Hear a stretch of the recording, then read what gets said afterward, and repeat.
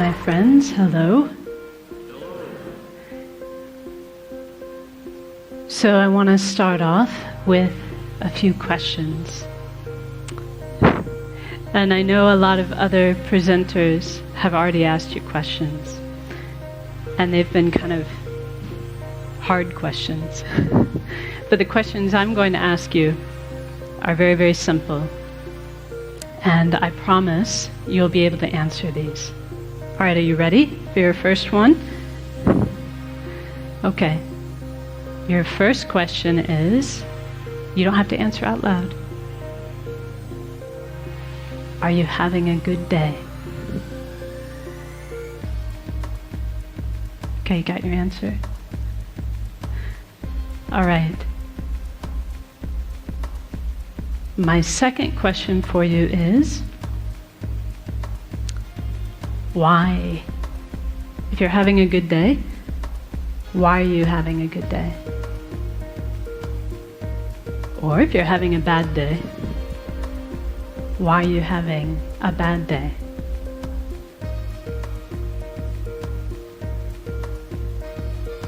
So I have one more question for you. This should be the easiest one of all. My last question is, tomorrow, would you rather have a good day? Or would you rather have a bad day? Do you have your answer for that one? What about the day after tomorrow? What about Sunday? Let's see. Yeah, that's right. Tomorrow's Saturday. Sunday. How about Monday? Would you like to have a good day or a bad day on Monday? Tuesday? Wednesday? Thursday? Friday? This time next week? A good day or a bad day?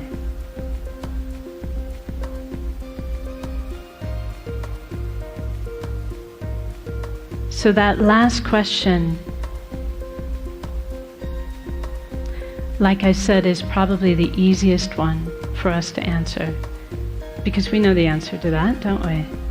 We want to have a good day, every day. Did anyone in the room answer, yes, I want to have a bad day on Monday? Of course not. We all want to have a good day, every day.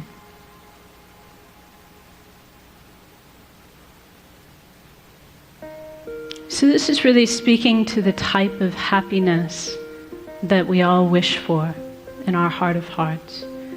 We have a good day when we are happy. And we want to be happy every day.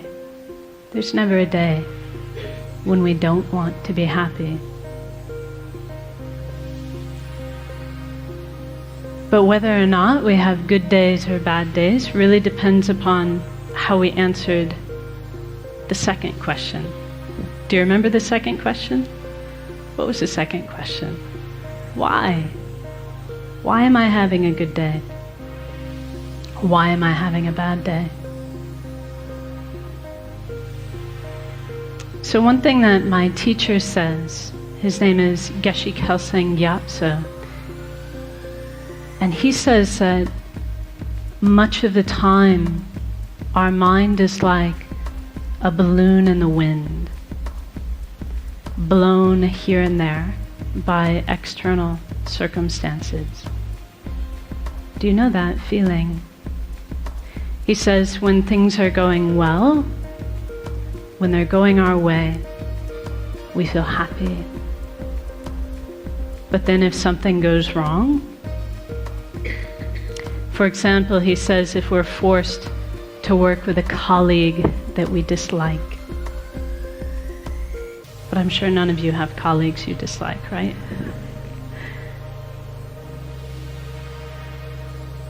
He says if we're forced to work with someone we dislike, or if something doesn't go our way, then our happy feeling disappears.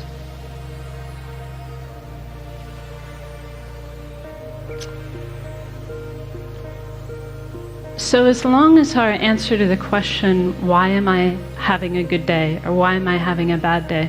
Because, this is a question people ask us, like maybe when you get home today. someone will go, well, so how was that TED thing?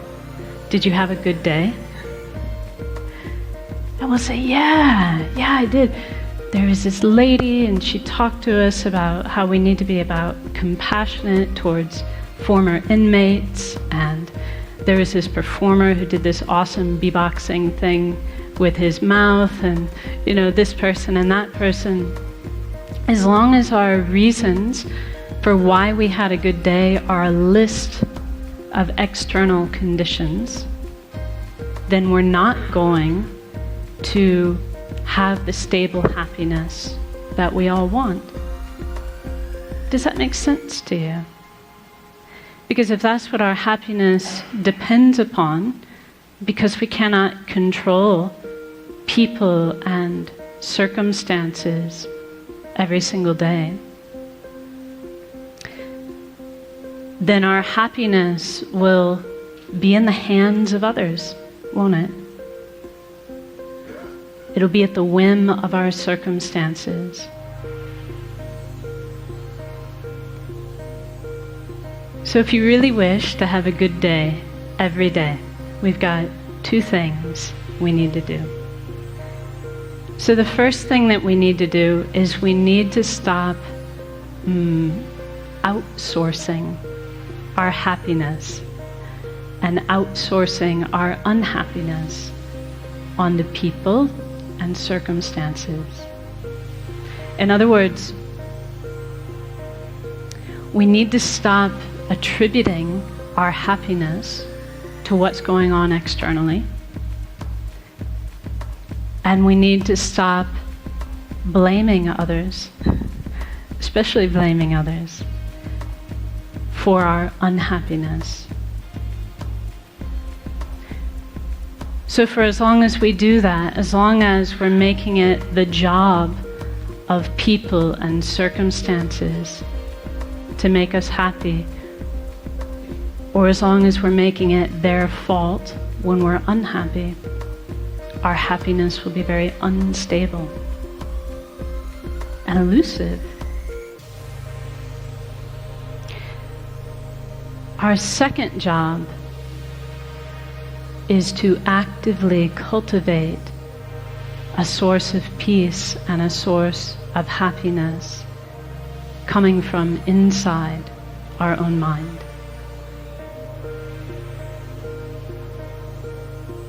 So here's something I want you to commit to memory. Are you ready? This is another line from one of my teacher's books where he says, happiness and unhappiness are states of mind, and therefore their real causes cannot be found outside the mind. So if we have a peaceful state of mind, we will be happy regardless of people and circumstances. If our mind is unpeaceful or agitated, then even if we have very good circumstances, we'll find it impossible to be happy.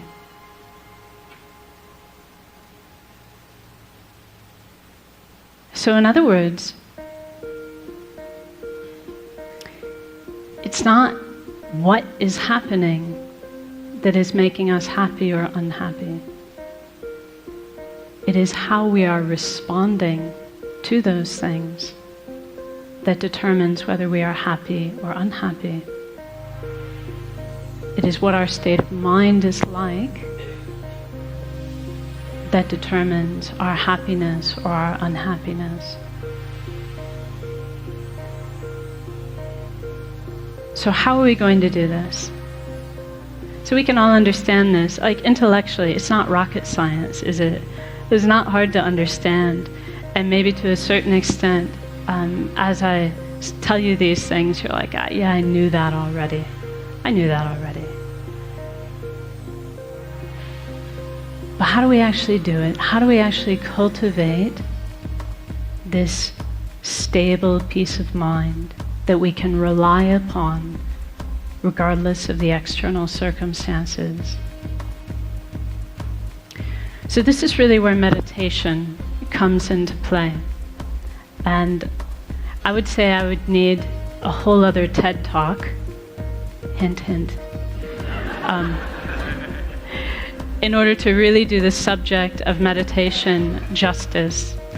But for our purposes today, we can say that meditation is a mental action. It's the mental action of concentrating on a peaceful, positive state of mind. If we do that, we concentrate on a peaceful, positive state of mind, then we can say we're meditating. Whether that's like this, right? See, actually, you don't know if I'm meditating or not, because I could be thinking about my grocery list.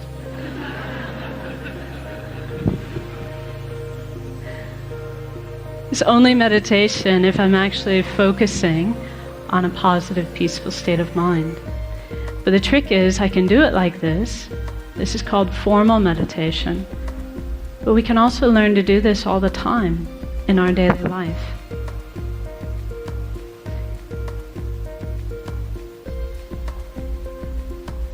So see, here's a perfect opportunity. We concentrate on a mind of patience. We're not disturbed, not unhappy. So why don't we try it now? Are you up for it? Just a short meditation. According to the clock, I've got 3 minutes left. This is going to be a very brief one. But let's actually try it. Let's try to tap into our own potential for a peaceful, positive state of mind. So now I'll ask you just to sit comfortably and place your feet flat on the floor and your hands within your lap.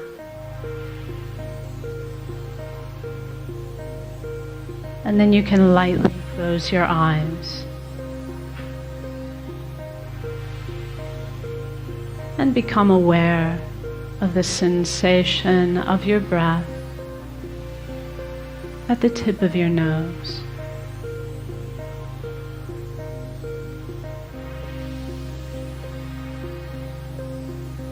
And as you breathe out, you can imagine you are breathing out any agitation,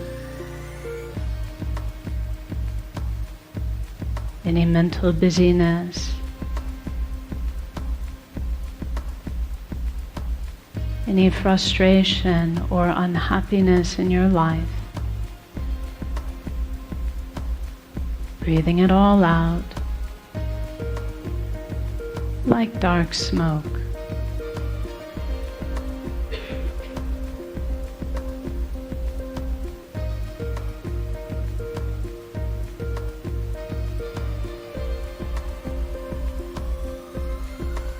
And as you breathe in, you can imagine and believe that you are breathing in a clear, bright light,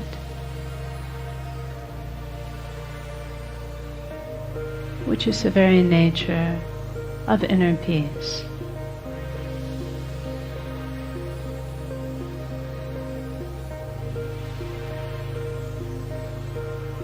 And you can imagine that this clear, bright light fills your entire body and mind.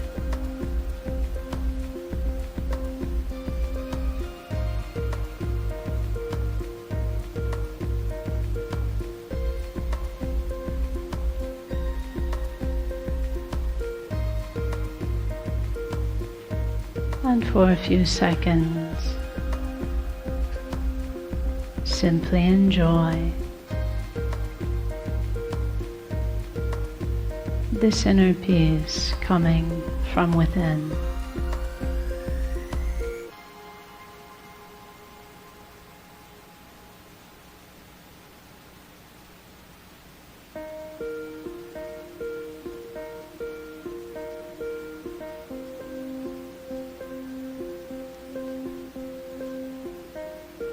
And now as we finish,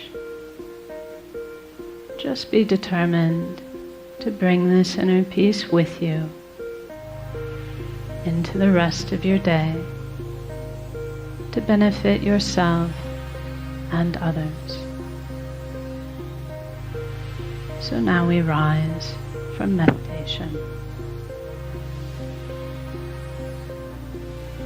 Thank you very much.